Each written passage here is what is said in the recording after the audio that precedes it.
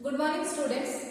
We are in our second chapter, that is organization of data, and we have discussed about census enumeration and sample survey.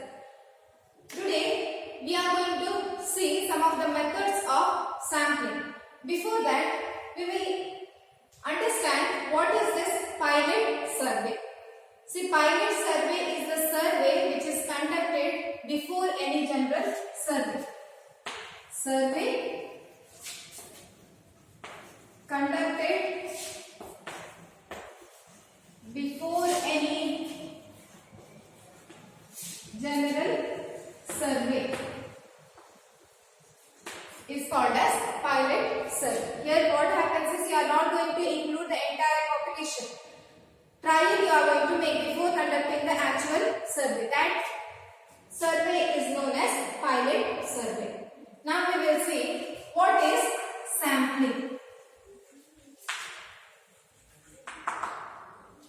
Sampling is the process of extracting the sample from the population. The process of extracting samples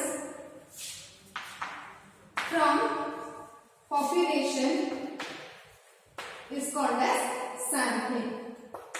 So you know what is sample? Sample is a representative unit or a part or a portion of population. So sampling is the process of extracting or drawing samples from the population. Now how we are going to extract the samples from the population, or what are the methods of sampling? There are mainly three methods of sampling. Methods of sampling. In that there are three methods.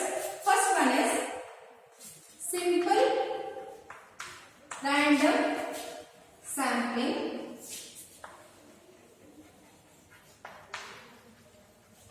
Second one is systematic sampling.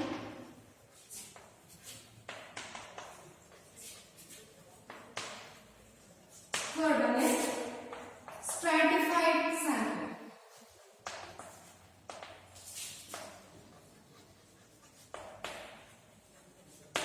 So these are the three methods of sampling. First one is simple random sampling, next systematic sampling, lastly stratified sampling. So let us discuss all these three methods in detail. So what is simple random sampling?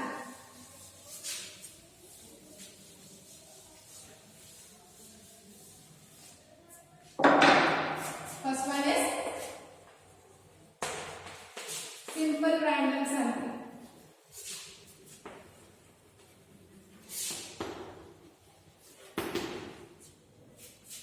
See, simple random sampling is a technique of drawing samples from a population in such a way that each and every units of the population will have an equal or independent chance of being selected in the sample. Randomly we are going to select samples from the population. That is called as simple random sampling. The term itself indicates. Random is in general, that where each and every unit will have equal and independent chance of being selected in the sample. That is called as simple random sampling. So there are various methods to select random sampling. But one of the common method or the most commonly used method of simple random sampling is lottery method. Lottery method. See, in lottery method, what happens is you are going to give or assign numbers to each units of the population. Then you are going to select required number of units by drawing the numbers. So this is called as lottery method, where each and every unit will have equal chance of being included in the sample. That is called as simple random sampling. So if the population is finite, this method can be applied. But if infinite population is there, then it is very difficult to apply this method. So now this is all about simple random sampling. Now we will see what is the second method, that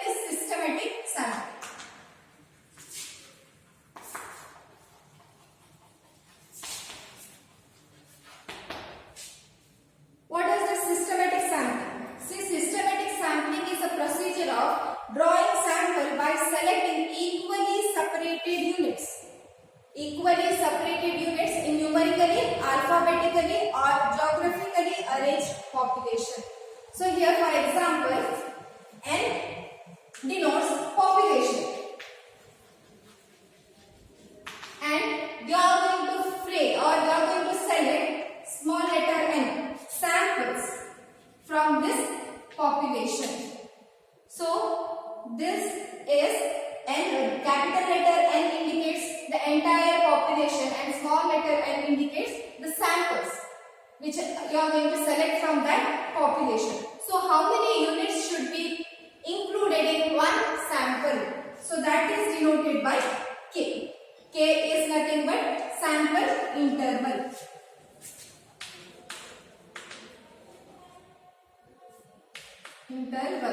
Sample interval. K indicates sample interval. So out of the population, so it is now the question that how many units you are going to select as a sample. So how to find out this under systematic sampling? The term itself indicates systematic means there is a system for selecting the samples, number of samples from the population. So K is equal to N divided by N. That means from population you are going to divide by number of samples. Then you will get number of units in each sample. That is sample interval. For example, see if N is equal to 1000 and small letter n, that is sample is equal to 100, then K is equal to capital letter N divided by N. So it is 1000 divided by 100 is equal to 10. So 10 units you are going to select. This is systematic sampling. Now we will see the third method, that is stratified sampling. Stratified sampling. First of all, we should know what is this stratified or strata. Strata or stratum. See, when the population is heterogeneous or of different segments, that means whatever units are there in the population are not having a similar characteristics. Each and every unit has different characteristics. Then how to select the sample? It is very difficult. So what you are going to do is, out from that population, you are going to make a group of or a subgroup of units having a similar characteristics or homogeneous characteristics. That subgroup is called as strata. So whatever subgroups you are going to frame with the units having homogeneous characteristics, that subgroup is called as strata. Then each stratum will be of homogeneous. From each stratum, appropriate number of samples will be selected. That is called as stratified sampling. From each subgroup, that is stratum, you are going to select the required number of units as samples. That is called as stratified sampling. So this is all about the methods of sampling. Now, in the last class, we had discussed about census enumeration and sample survey. Census enumeration is nothing but enumeration of each and every unit of the population, whereas sample survey is enumeration of representative unit of the population. That is nothing but sample. So now we will see what is the difference between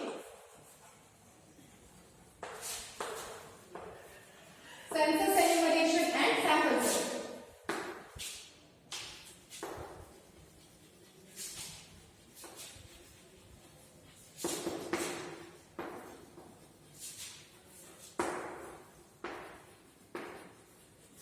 Difference between census enumeration and sample survey. First we will write census enumeration. Then here it is sample survey. First and foremost, we will write the meaning. That is, first difference is enumeration of each and every unit of the population.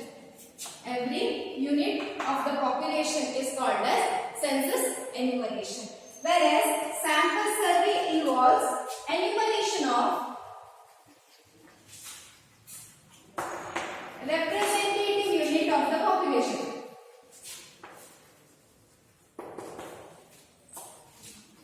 Unit of population. That is sample. Enumeration of samples is known as sample survey, whereas enumeration of every unit of the population is known as census enumeration. Secondly, I have told about errors. In census enumeration, non-sampling errors are likely to be more. Non-sampling errors are likely to be more, whereas in sample survey, sampling errors are more. Sampling errors are likely to be more. I have told you in the last class as well what is non-sampling error and what is sampling error. Next, the next difference is, see, census enumeration method is not scientific, whereas sampling method is scientific. Sample survey is a scientific method. This is scientific. Census enumeration is not scientific, whereas sample survey is a scientific method of enumeration. Next, fourthly, if the population is infinite, this method is suitable. This method cannot be used. Why? Because you are going to enumerate each and every unit of the population. That's why if the population is infinite, it is very difficult to enumerate every unit of the population. But sample survey is suitable for infinite population.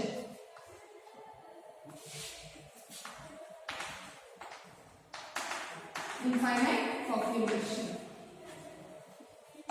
Next, fifth difference is, as in census enumeration we are going to enumerate each and every unit, it requires more time, labor and money.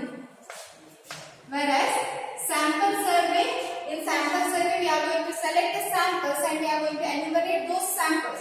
That's why it requires less time, labor and money.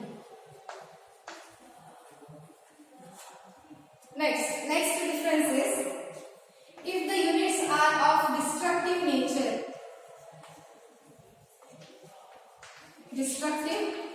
then census enumeration is not suitable. Census enumeration cannot be conducted for those units which are of destructive in nature, but we can conduct sample survey for destructive units.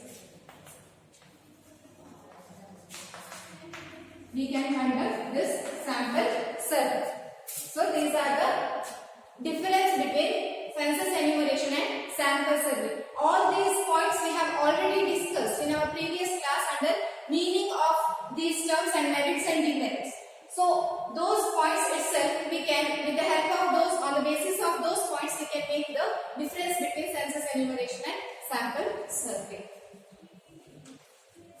Now we will move on to the next topic of this chapter, that is statistical error or sampling error.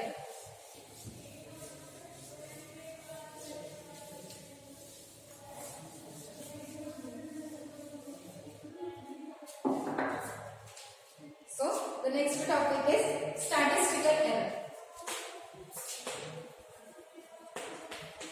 Statistical error, or it is also known as sampling error.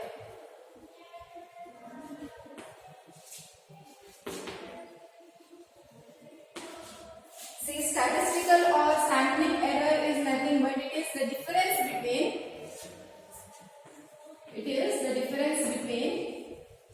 estimated value and actual value. Estimated value and actual value.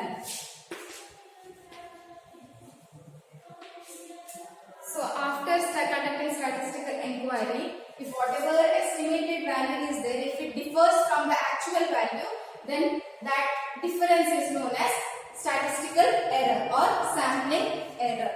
So what are the causes of these errors? There are three main causes of statistical error. First one is error of origin. Error of origin. See, this error occurs due to improper definition of statistical units, or it is due to defective questionnaire or wrong method of inquiry. Due to all these things, if there exists the difference between estimated value and actual value, then such kind of error is caused due to error of origin. So first cause is error of origin. It is due to improper definition of statistical unit or due to improper questionnaire, because you are using questionnaire to get the information for conducting the survey. Suppose if questionnaire itself is wrong, then whatever information you have obtained from that questionnaire will be wrong. That's why this is called as error of origin. At the beginning itself, if you are making any error, that is called as error of origin. Second cause is error of inadequacy. Error of inadequacy. So what is this error of inadequacy? See, error of inadequacy is the error that occurs due to incomplete data or insufficient data. For conducting the statistical inquiry, you need data. Suppose if data whatever you have is insufficient, then there is a possibility of having statistical error. That error is called as error of inadequacy. It is caused due to inadequate or insufficient data. Next cause is, and the last cause is error of manipulation. Error of manipulation. So what is this error of manipulation? The term, when you hear the word manipulation, you can make up that this error occurs at the time of analysis. That is, while analyzing the data, if you make any error, then it is called as error of manipulation. It is a clerical error. Which occurs at the time of analysis of data. It is called as error of manipulation. So these are the three causes of statistical error. First one is error of origin, secondly error of inadequacy, and third one is error of manipulation. Now we will see what are the types of error. There are mainly two types of errors.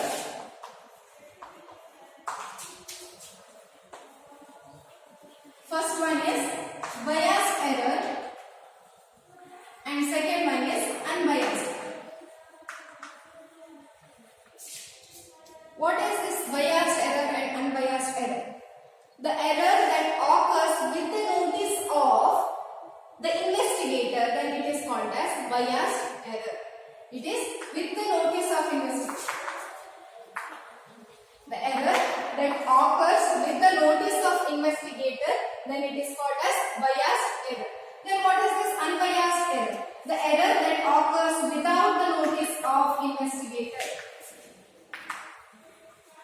If it occurs without the notice of the investigator, then it is called as unbiased error. These errors cannot be controlled. Unbiased error cannot be controlled, whereas biased error we can control it because it is occurring with the notice of investigator. Purposefully they are making any error, then it is called as biased error. Whereas unbiased error occurs without the notice of investigator, so we cannot control such errors. Now we will see the measurement of errors. Next topic. Measurement of errors. How to measure this error?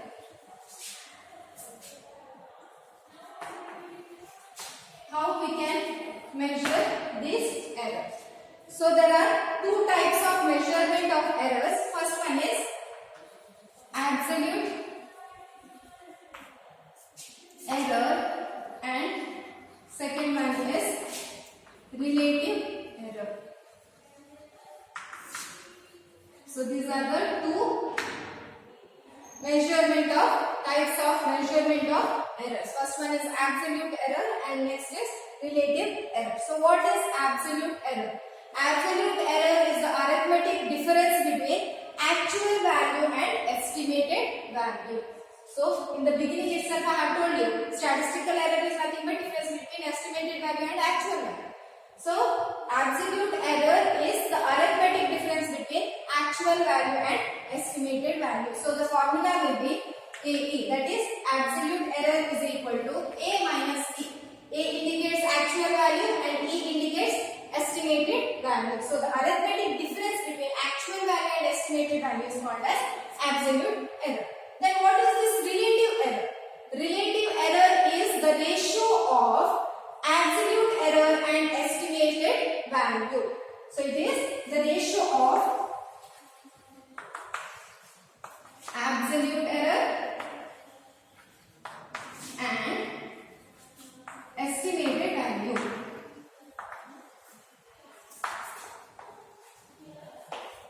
So these are the measurement of errors: absolute error and relative error. Absolute error is equal to actual value minus estimated value, whereas relative error is the ratio of absolute error and estimated value.